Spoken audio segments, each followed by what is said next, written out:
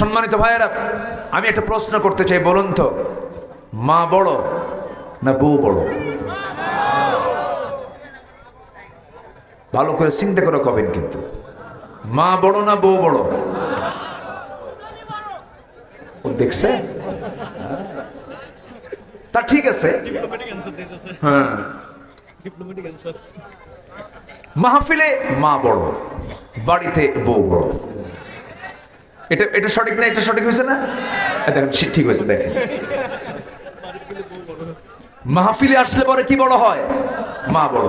বাড়িতে গেলে বউ বড়। মারাত্মক ব্যাপার। মাকে খাটো করার কোন অধিকার পৃথিবীর কোন সন্তানের, আসতে বলবেন সন্তানের নাই। বউকে আমি ছোট করছি না, স্ত্রীর দাম আছে, স্ত্রীর মর্যাদা আছে। স্ত্রীর সামনে যেমন মার কথা আপনি বলতে পারবেন না, মার সামনেও স্ত্রীকে খাটো চোখে কোনো কথা বলতে পারবেন না। দুজন দুটো প্ল্যাটফর্ম। কারণ আপনার কাছে আপনার স্ত্রী এটা, কিন্তু আপনার সন্তানের কাছে আপনার স্ত্রী কি? মা। কিন্তু আপনার মা, বিকল্প কিছু নাই। আপনি জানেন এই দেশে বিশাল একটা অংশ মাকে পর্যন্ত ভাত দেয় না, বাপকে দেখে না। এটার সংখ্যা কি কম? আসতে বলে সংখ্যা কি কম? ওয়াজ কি কম হয়? ওয়াজও তো কম হয় না। হতাশার দিক বলছি, মন খারাপ করা যাবে না ভাই, একটু কান লাগান। ইসলামী আন্দোলন করেন, দিন কায়েম করবেন, আপনার মাকে ভাত দেন না। 4 সন্তান মিলে এক মাকে ভাত দিতে কষ্ট পান, 3 দিন করে ভাগ করে মাকে খাওয়ায় ফকিরের মতো। আছে না নয়? এই সিস্টেম আপনাকে কে শিখায় দিয়েছে? বুড়া মানুষ, 4টা ছেলে সন্তান, 7 দিন করে 3 দিন করে ভাগ করে, ওই বাড়িতে 3 দিন, ওই বাড়িতে 4 দিন, ওই বাড়িতে 7 দিন। এটা একটা অত্যাচার মনে করি আমি, এটা একটা জুলুম মনে করি আমি। সন্তান 4টা, বাপ যাকে পছন্দ করবে সেই জায়গায় গিয়ে থাকবে। আসতে কন কেন? তোর বাড়িতে থাকবো আমি, তুই আমারে দেখবি, কোনো কথা বলা যাবে না। কথা বলবেন, জাহান্নাম যেতে হবে, জাহান্নাম, জাহান্নাম, জাহান্নাম। মারাত্মক কথা। হ্যাঁ, ইনশাআল্লাহ।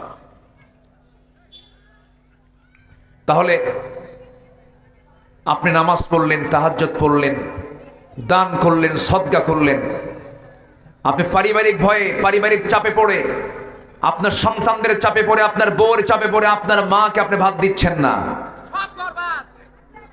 সব কি হবে? বরবাদ হয়ে যাবে। আমি কিন্তু একদম আসল জায়গায় নক করতেছি। এগুলো কথা কি বলার দরকার আছে? বলার দরকার আছে। যারা এগুলো করো, সোজা গিয়ে মার কাছে মাপ চাও, বাবার হাত ধরে মাপ, পা ধরে মাপ চাও। হুমা জান্নাতুকা ওয়া নারুকা, তোমার জন্য তোমার বাপই হলো জান্নাত, তোমার বাপই হলো জাহান্নাম। খুশি করো। পীর বাবাকে খুশি করলে না করলে আল্লাহ যতটুকু না নারাজ হবেন, তার চাইতে যদি আপনার আব্বা আম্মাকে আপনি খুশি না করতে পারেন, বেশি নারাজ হবেন। আপনার ওস্তাদ, আপনার আলেম, তার দোয়া কবুল হতেও পারে, নাও পারে, কিন্তু আপনার মার 2 ফোঁটা চোখের পানিতে আপনার জন্য 7টা জাহান্নাম নিভে যেয়ে আল্লাহ তাআলা আপনার জন্য জান্নাতের বরাদ্দ করে দিবেন। এই জন্য বাড়িতে এই 2টো সম্পদ যার আছে, আমরা তাদের হক আদায় করব সবার পরে না সবার আগে?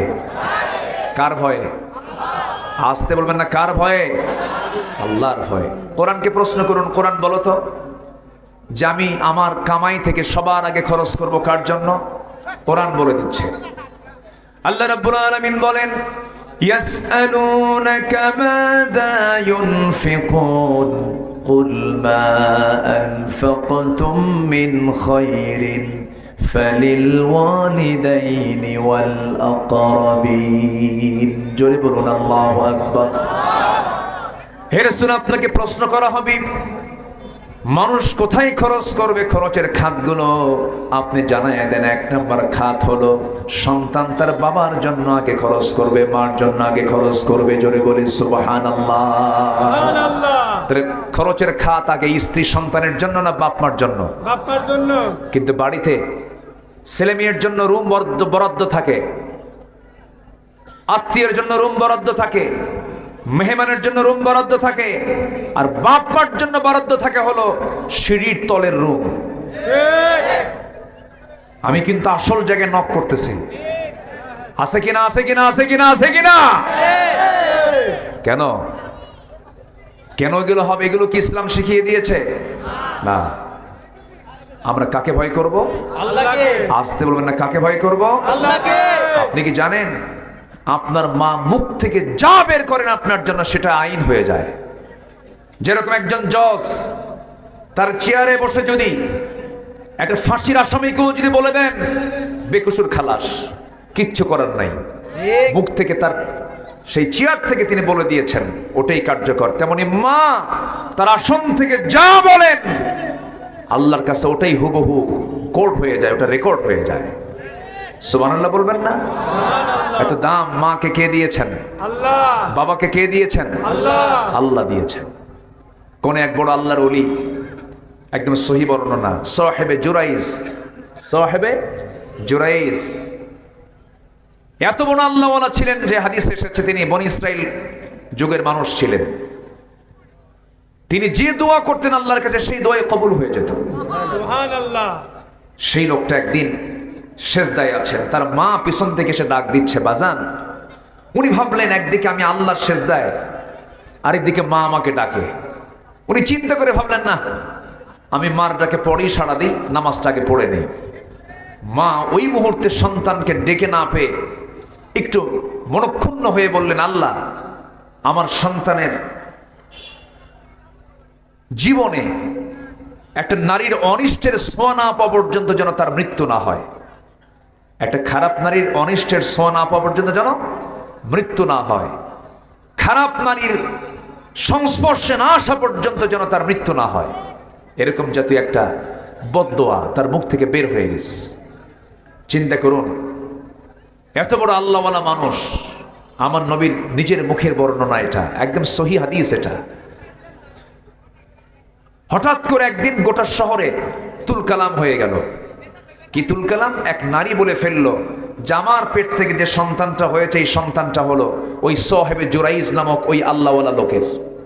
বলেন তো এই কথা শুনলে শহরের মানুষ কি মনে করতে পারে? এখন বলেন, গোটা শহরের মানুষ সাহেবে জুরাইজের বাড়িতে এসে হানা দিয়ে বলছে, তোমাকে সম্মান করেছি, ইজ্জত করেছি, এত কদর করেছি, কিন্তু তুমি যে এত জঘন্য, তুমি তো জেনাকার। এইরকম করে গালিগালাজ পারলো, তাকে শারীরিকভাবে আঘাত করা শুরু করে দিল। এমন সময় সাহেবে জুরাইজ বলতে না পেরে কি জবাব দিবেন, এমন সময় তিনি বললেন, আমার সন্তানের যে দাবিটা করা হচ্ছে, যে মহিলা বলতেছে এই সন্তানটা আমার ঔরস থেকে এসেছে, আমার সন্তান, ওই মহিলাকে আমার সামনে হাজির করা হোক। হাজির করা হলো। সাহেবে জুরাইজ ওই নারীকে প্রশ্ন করছেন, এ মহিলা, তুমি জামার বিরুদ্ধে এমন কথাটা বলছো, ওই সন্তান জামার, তার প্রমাণ কি? সঙ্গে সঙ্গে মহিলা আবার বলতে ফেলতে, প্রমাণ আর লাগবে কি? এই সন্তান তো তোমারই, তুমি আমার সঙ্গে জেনা করেছো। এমন সময় চোখের পানি ফেলতে ফেলতে হঠাৎ করে তিনি আবেগ আপ্লুত হয়ে ওই নবজাতক সন্তান, কোলে থাকা সন্তানকে প্রশ্ন করলেন, সন্তান, এখন তোমার জবাব মুখ থেকে না বের হওয়া পর্যন্ত আমি তো নাজাত পাচ্ছি না। ও নবজাতক, তুমি জবাব দিয়ে দাও। এই পৃথিবীতে 3 জন নবজাতক মার দোলনায় থেকে, মার কোলে থেকে এই কথা বলেছেন। এর মধ্যে একজন হচ্ছেন আল্লাহর পয়গম্বর ঈসা আলাইহিস সালাতু ওয়াস সালাম। সবাই জানেন না? আল্লাহর পয়গম্বর ঈসা আলাইহিস সালাতু ওয়াস সালাম তিনিও প্রমাণ করেছেন আমার মা হলেন একজন সতী মা, এই জন্য তার মুখ থেকে কথা বের হয়েছে। এই বাচ্চাটাও যার বিরুদ্ধে অভিযোগ দেওয়া হয়েছিল তার পক্ষে রায় দিয়া মহিলা ওই বাচ্চাটা বলতেছে, হে শহরের সমস্ত লোকেরা, তোমরা আমার ব্যাপারে যে সন্দেহ পোষণ করেছ, আমার পিতা সাহেবে জুরাইজ না, আমার পিতা হলো অমুক পাহাড়ের পাদদেশে থাকা, আজ থেকে 1 বছর আগে অমুক পুরুষের সঙ্গে আমার মা জেনা করে, আমি হলাম সেই জেনার ফসলের অবৈধ সন্তান।